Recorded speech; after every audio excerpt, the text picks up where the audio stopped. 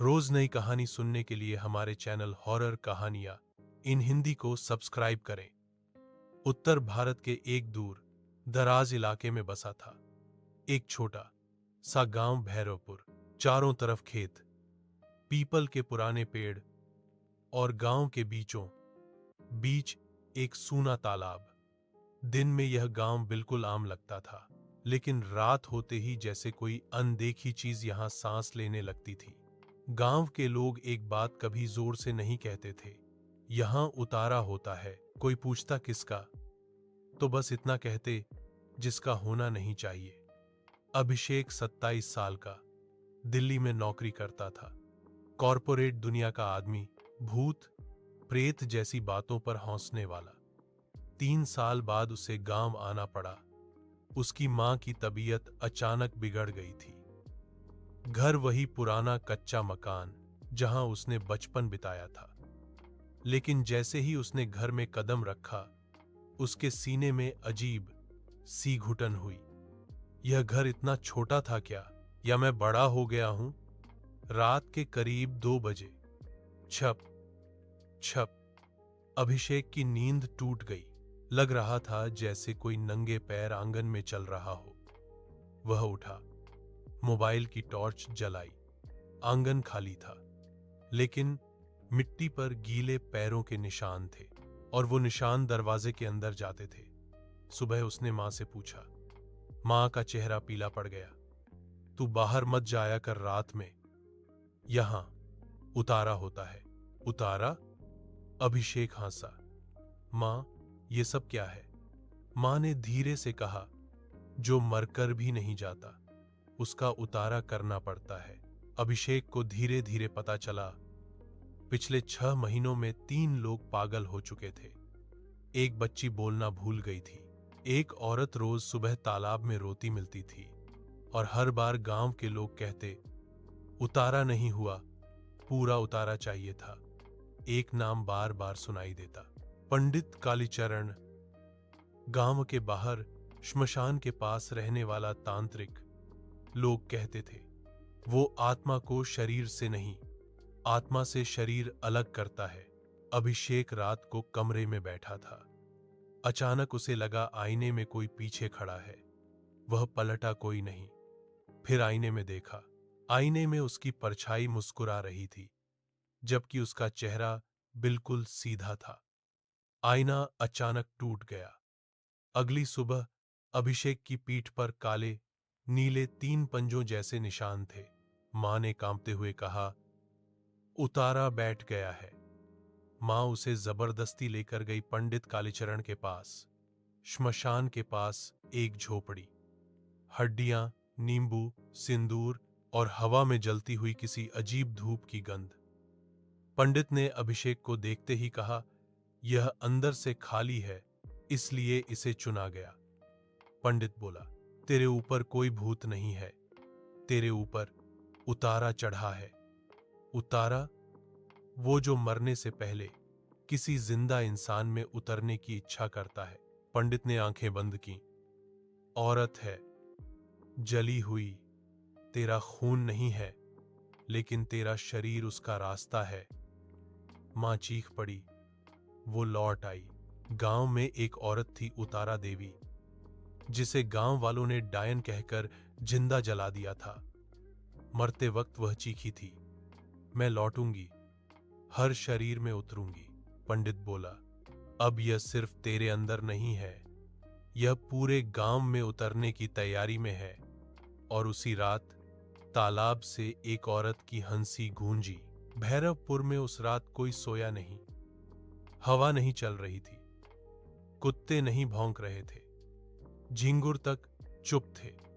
तालाब के पास खड़ा पीपल ऐसे हिल रहा था जैसे कोई अदृश्य औरत उसके चारों ओर घूम रही हो।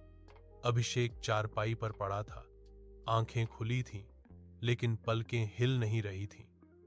उसके कानों में एक ही आवाज, अब उतरने का समय है। रात के ठीक 3:11 बजे अभिषेक का शरीर झटके से उठा।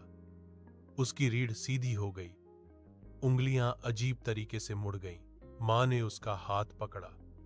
बेटा, मैं हूं, अचानक अभिषेक की आंखें खुली, लेकिन आंखों में कोई पहचान नहीं थी। वो मुस्कुराया। मां नहीं, अब मैं हूं। उसके मुंह से निकलती आवाज जली हुई औरत की थी। अब उतारा देवी अभिषेक के शरीर में आधी नहीं, लगभग पूरी उतर चुकी थी। उसका असर दिखने लगा। अभिषेक दिन में आईने से डरने लगा। उसे आग की गंध आती रहती। उसकी परछाई उससे पहले चलती। सबसे डरावनी बात, वो अपने विचार खुद के नहीं पहचान पा रहा था। पंडित कालीचरण पहली बार डरा हुआ था। उसने साफ कहा, अब ये भूत नहीं है, ये बदला है। उसने गांव वालों से कहा, अगर उतारा देवी पूरा उतर गई तो ये शरीर हमेशा के लिए उसका हो जाएगा, और फिर वो अगला शरीर खुद चुनेगी। मां ने रोते हुए एक राज बताया। 15 साल पहले उतारा देवी को जलाने वालों में वो भी शामिल थी। उसने डर में चुप्पी ओढ़ ली थी। मैंने कुछ नहीं किया, लेकिन मैंने रोका भी नहीं। उसकी आंखों से आंसू नहीं, गिल्ट गिर रहा था। उतारा देवी सिर्फ शरीर नहीं चाहती थी, वो चाहती थी यादें, रिश्ते, पछतावा। वो अभिषेक के दिमाग में मां की यादों से खेलती। कभी मां की आवाज में बोलती, कभी उसकी शक्ल दिखाती। अभिषेक चीखता, मां मुझे छोड़ दो, और जवाब आता, अब छोड़ने का समय नहीं। तीसरे दिन गांव का एक आदमी तालाब में कूद गया। मरने से पहले वो हंस रहा था। उसके मुंह से बस एक बात, वो मेरे अंदर भी उतर गई है। अब गांव जान चुका था उतारा फैलता है। पंडित कालीचरण ने एक आखिरी विधि बताई, पूर्ण उतारा दहन। इसमें उतारा जिस शरीर में हो, उसे खुद अपनी मर्जी से अग्नि में जाना पड़ता है। अगर डर आया तो उतारा बच जाता है। अभिषेक समझ गया, ये मुझे ही करना होगा। मां ने कहा, अगर तू गया तो मैं नहीं बचूंगी। उस रात मां ने जहर पी लिया। मरते वक्त उसने कहा, इस बार मैं चुप नहीं रहूंगी, मैं तेरे साथ जलूंगी। उसकी मौत ने उतारा देवी को कमजोर कर दिया। पूरा गांव श्मशान में था। अभिषेक को लकड़ियों के बीच बैठाया गया। आग जली, मंत्र गूंजे। अचानक अभिषेक की आंखों से आंसू नहीं, काला धुआं निकला। औरत की चीख, मैं फिर लौटूंगी। अभिषेक ने आखिरी बार कहा, नहीं, अब नहीं। आग बुझी। तालाब का पानी साफ हो गया। पीपल स्थिर हो गया। उतारा देवी जल चुकी थी, और अभिषेक भी। आज भैरवपुर खाली है, लेकिन जो भी वहां से गुजरता है, रात के समय उसे जलती लकड़ी की गंध आती है, और कभी कभी किसी लड़के की आवाज। अगर गांव में किसी को जिंदा जलाया जाए तो उतारा फिर पैदा हो जाता है। अभिषेक की चिता ठंडी हो चुकी थी। श्मशान में राख उड़ रही थी। लकड़ियों की चरमराहट बंद हो चुकी थी। मंत्र खत्म हो चुके थे, लेकिन एक चीज अब भी जिंदा थी, खामोशी। वो खामोशी सामान्य नहीं थी। ऐसी लग रही थी जैसे गांव सांस लेना भूल गया हो। पंडित कालीचरण ने कहा था, चिता की राख को उसी तालाब में विसर्जित करना जहां से उतारा जागा था। लेकिन गांव वाले डर गए। तालाब के पास जाने की हिम्मत किसी में नहीं थी। उन्होंने राख पीपल के पेड़ के नीचे गाड़ दी। यही पहली गलती थी। तीसरी रात पीपल के नीचे मिट्टी हिलने लगी, पहले हल्की, फिर तेज, जैसे कोई नीचे से बाहर आना चाहता हो। और फिर मिट्टी के बीच से एक जली हुई उंगली बाहर निकली। उतारा देवी अब शरीर में नहीं थी, लेकिन वो खत्म भी नहीं हुई थी। वो अब यादों में उतरने लगी थी। जिसने उसे जलते देखा था, जिसने आंखें फेर ली थीं, उनके सपनों में अब वही आग जलने लगी। पंडित कालीचरण पहली बार सपने में चीखा। उसने देखा उतारा देवी उसके सामने खड़ी है, जली हुई लेकिन मुस्कुराती हुई। तुमने मंत्र सही पढ़े, पर जगह गलत चुन ली। उसकी आंख खुली और उसने देखा उसके हाथों पर फफोले थे, जैसे वो सच में आग छूकर आया हो। अब गांव में लोग बीमार पड़ने लगे। कोई बुखार नहीं, कोई घाव नहीं, बस लोग अचानक अपने नाम भूलने लगे। माँ अपने बच्चों को पहचानने से डरने लगी। औरतें शीशे से मुंह मोड़ने लगीं।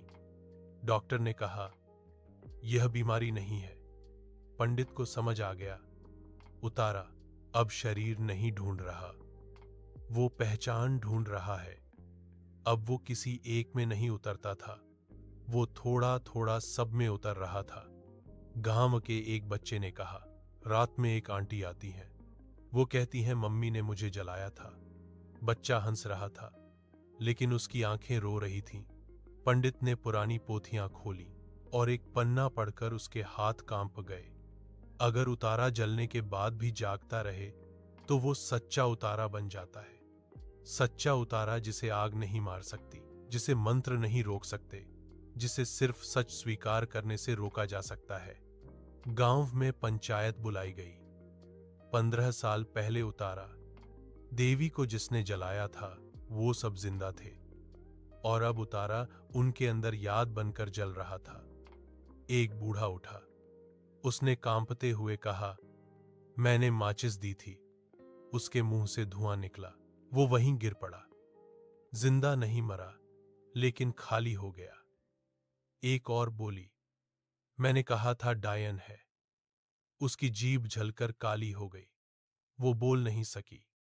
उतारा हर सच पर एक हिस्सा छोड़ रहा था। अंत में ठाकुर की बहू खड़ी हुई। उसने रोते हुए कहा, मेरा बेटा बीमार था। उतारा देवी ने मना किया था कि उसे आग से मत सेंको, लेकिन मैंने ही उल्टा इल्जाम लगाया। जैसे ही उसने सच कहा, तालाब में भयंकर उबाल आया। हवा चली। पहली बार 15 साल बाद पीपल हिला और एक आवाज आई, अब मैं याद नहीं बनूंगी, अब मैं कहानी बनूंगी। भैरवपुर धीरे धीरे खाली हो गया। लोग चले गए, घर टूट गए, तालाब सूख गया, लेकिन पीपल आज भी खड़ा है। आज अगर आप उस रास्ते से गुजरें तो आपका फोन अपने आप बंद हो जाएगा, और अगर ध्यान से सुने तो हवा में एक जली हुई औरत की आवाज, अगर सच दबाया जाए तो उतारा फिर लौट आता है। यह कहानी यहीं खत्म होती है, लेकिन उतारा कभी खत्म नहीं होता, क्योंकि हर गांव में कोई न कोई उतारा देवी जलाई गई है। समाप्त या शायद शुरुआत। भैरवपुर अब नक्शे पर था, लेकिन जमीन पर नहीं। सरकारी कागजों में लिखा गया, गांव खाली कर दिया गया है। कारण अज्ञात, पर अज्ञात कुछ भी नहीं था। उस रात जब आखिरी परिवार ने गांव छोड़ा, पीपल के नीचे एक दिया अपने आप जल उठा। कोई हवा नहीं थी, फिर भी लौ कांप रही थी। 6 महीने बाद एक आदमी गांव में आया। नाम था राघव मिश्रा, दिल्ली का फ्रीलांस पत्रकार। वो उन खबरों पर यकीन नहीं करता था जिनमें आत्मा, डायन जैसे शब्द हों, लेकिन एक लाइन ने उसे यहां खींच लाया। पूरा गांव खाली, पर कोई शव नहीं मिला। राघव ने जैसे ही गांव की सीमा पार की, उसका मोबाइल अपने आप बंद हो गया। घड़ी रुक गई और अजीब बात उसे लगा, कोई उसके कान के पास धीरे से फूंका, जैसे कोई सांस ले रहा हो। गांव के बीच अभिषेक का घर अब भी खड़ा था। जला हुआ नहीं था, लेकिन दीवारों पर काले हाथों के निशान थे। राघव ने फोटो खींची। कैमरे में हाथ दिखे, लेकिन जब उसने सीधे देखा, दीवार साफ थी। पीपल के नीचे मिट्टी अब भी कुछ कुछ जली हुई थी। राघव को अचानक चक्कर आया। उसने पेड़ को हाथ लगाया और उसकी आंखों के सामने आग जल उठी। वो चीखते हुए गिर पड़ा। राघव ने देखा, एक औरत आग में खड़ी है, चेहरा जला हुआ, लेकिन आंखें सीधे उसी की तरफ। तुम सुनने आए हो, अब देखोगे भी। राघव को होश आया। वो पीपल के नीचे पड़ा था। उसकी हथेली पर छोटे छोटे फफोले थे, बिल्कुल वैसे जैसे आग छूने से होते हैं, लेकिन आसपास आग का कोई निशान नहीं था। राघव ने लैपटॉप खोला और नोट्स लिखने लगा, लेकिन स्क्रीन पर जो शब्द आ रहे थे वो उसने टाइप नहीं किए थे। मैं उतारा हूं, मैं आग में पैदा हुई। राघव ने डर के मारे लैपटॉप बंद कर दिया, लेकिन शब्द उसके दिमाग में चलते रहे। अब उतारा शरीर नहीं चाहता था, वो चाहता था आवाज, शब्द, कहानी। पंडित कालीचरण की आखिरी चेतावनी याद आई, जब उतारा कहानी बन जाए तो वो हर दिमाग में उतर सकता है। राघव अब रात में बिना कारण हंसने लगा। आग से डरने के बजाय उसे देखने लगा। आईने में खुद से पहले किसी और को देखने लगा। आईने में एक जली हुई औरत मुस्कुरा रही थी।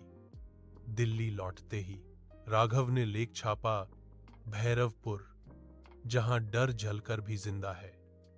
लेख वायरल हो गया और उसी रात 3 पाठकों ने बुरे सपनों की शिकायत की। एक औरत ने कहा, मेरे हाथ जल रहे हैं। एक बच्चे ने पूछा, मम्मी, आग बोल क्यों रही है? उतारा अब गांव नहीं था, वो स्क्रीन में था, शब्दों में था, पढ़ने वालों में था। जो जितना ध्यान से पढ़ता, उतारा उतना गहरा उतरता। राघव ने एक वीडियो रिकॉर्ड किया। आंखें लाल थीं, आवाज थरथरा रही थी।